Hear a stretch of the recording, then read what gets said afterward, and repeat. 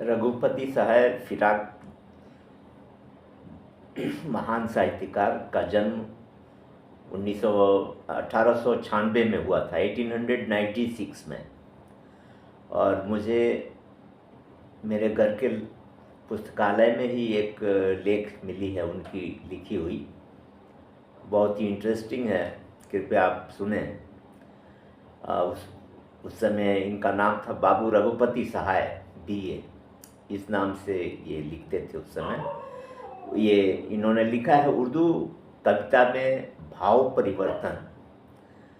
मशहूर अंग्रेज दार्शनिक और साहित्यिक मिस्टर AC ब्रैडली ने अपनी प्रसिद्ध पुस्तक रियलिटी एंड अपीयरेंस में असत्य की बहुत सूक्ष्म, गहरी और मर्मपूर्ण व्याख्या की है। वह कहते हैं, असत्य वह है जो अपना प्रतिवाद या खंडन आप करे।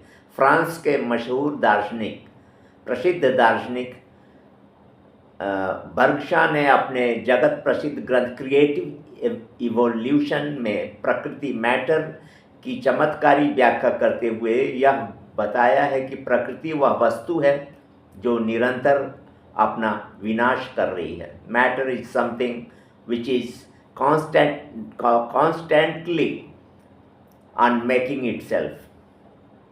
अनुभवी सूक्ष्मदर्शी ब्रिटिश पोएट, अंग्रेज कवि विलियम वर्ड्सवर्थ ने अपने अनुभव और कल्पना का विकास अपने विस्तृत और सुप्रसिद्ध काव्य द प्रिल्यूड में करते हुए बताया है कि सृष्टि और जीवन का एक भाग और अंग श्रृंखलाबद्ध रूप से निरंतर अपना प्रतिवाद और खंडन कर रहा है। Contradicting and contradicting it still, doctor Annie Besant की एक छोटी सी पुस्तक evolution of life and form के पढ़ने और उस पर विचार करने का सुअवसर कुछ दिन हुए मुझे मिला था। उसमें उन्होंने इस गूढ़ प्रश्न पर भी विचार किया है कि यदि सृष्टि की उत्पत्ति और विकास एक भ्रम रहित, प्रकाश स्वरूप, विकार रहित, शुद्ध, मंगलकारी, सर्वशक्तिमान, अखंड, अचेत, अवेद्य, संपूर्ण आत्मा से हुआ है, तो संसार में भ्रम, पाप, विकार के अस्तित्व का क्या कारण है? यह प्रश्न उतना ही पुराना है जितना पुराना मनुष्य का विचार। अंग्रेजी भाषा में फिलॉसफी के इस प्रश्न को द प्रॉब्लम ऑफ एविल कहते हैं। संसार में जंगली जातियों से लेकर सभ्य विकसित जातियों तक कोई मजहब, धर्म, कोई फिलॉसफी ऐसी नहीं जिसे इस चट्टान से न टकराना पड़ा हो।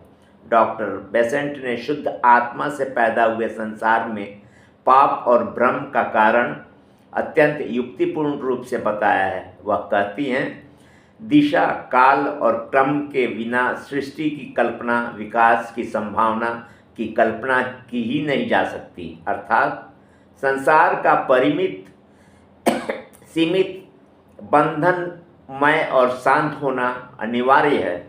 जब सृष्टि दिशा, काल और क्रम के बिना हो ही नहीं सकती, तो उसका अपूर्ण, त्रुटिमय और भ्रममय होना स्पष्ट, प्रमाणित और अनिवार्य है। सत्य अनंत है। सृष्टि सत्य का शांत और परिमित विकास है, और शांत होने को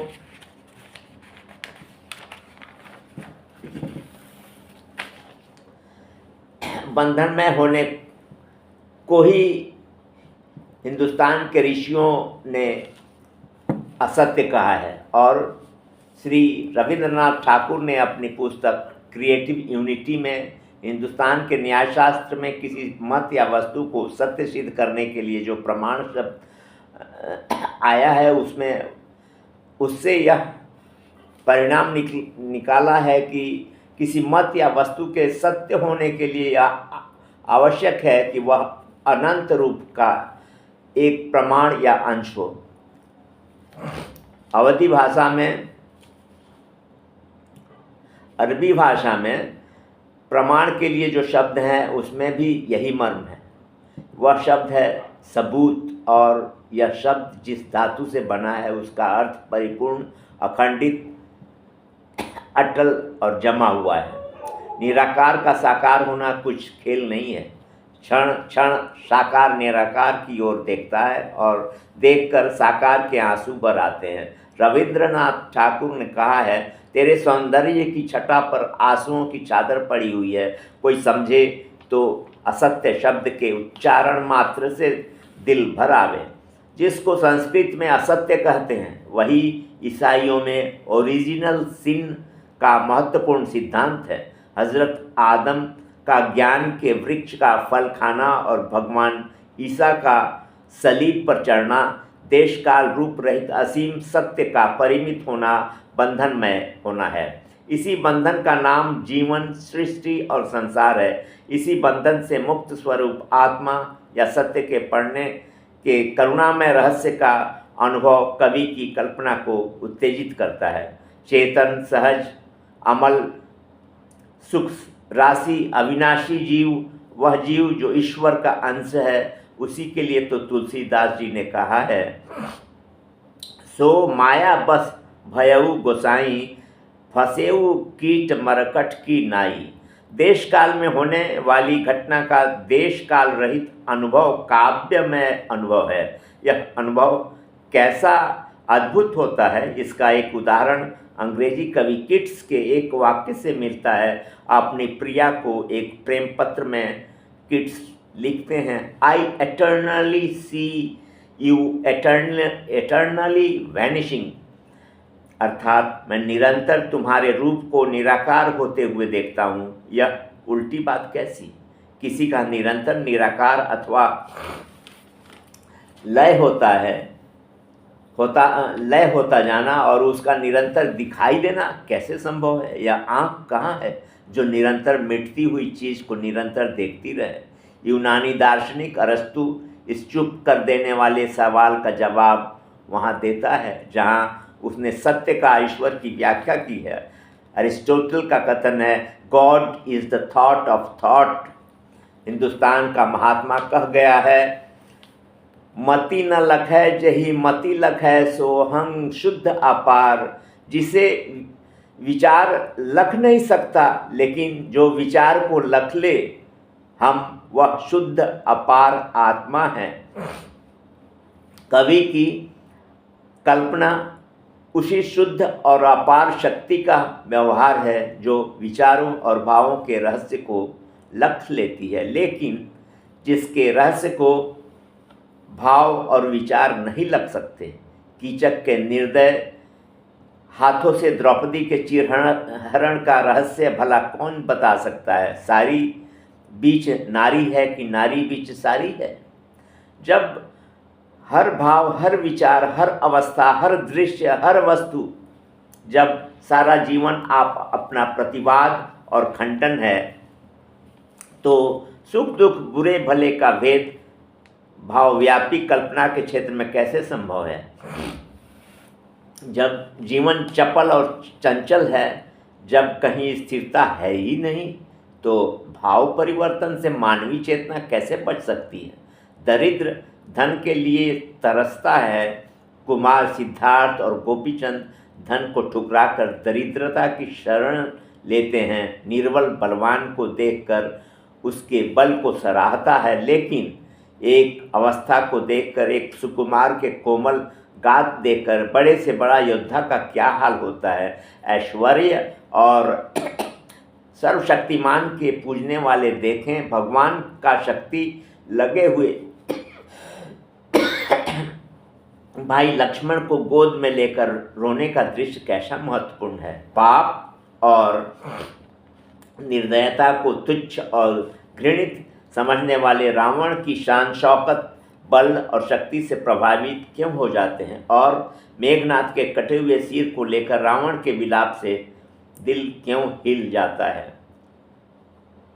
सजे सजाए मकानों और महलों, गगन स्पर्शी अट्टालिकाओं से भरी हुई नगरियों, साफ सुथरी बिजली से प्रकाशित की हुई सड़कों और चकाचौंध पैदा कर देने वाली दुकानों से सुसज्जित नगरों के रहने वाले उजड़े पहाड़ों, रेगिस्तानों और जंगलों को देखकर क्यों मस्त हो जाते हैं।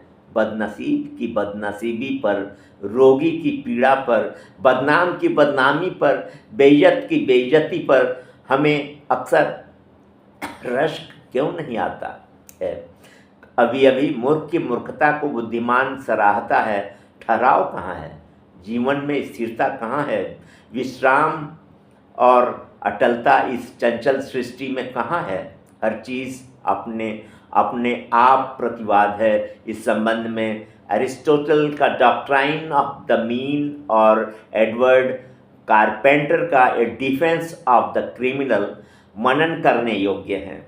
जीवन अपने पाँवों पर खड़ा नहीं हो सकता, अपने ही कंधों पर अपना भार नहीं हो सकता, अपने ही द्वार पर भिक्षा मांगकर अपना पेट नहीं पाल सकता। जीवन के प्रत्येक भाव और अवस्था का स्वयं प्रतिवादित हो जाना उर्दू कवियों के अनेक हृदयग्राही रूपों में वर्णन किया है। एक विषय या अवस्था पर परस्पर विपरीत पंक्तियाँ, परस्पर विपरीत भाव मिलेंगे और देखने में ऐसा प्रतीत होगा, मालूम होगा कि अपनी बात को कवि खुद काट रहा है या एक कवि की भावनाओं को दूसरा कवि प्रतिवादित कर रहा है।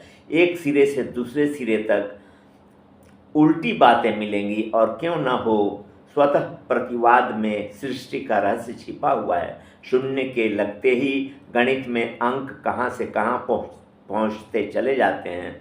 शून्य प्रतिवाद की महिमा अपरंपार है।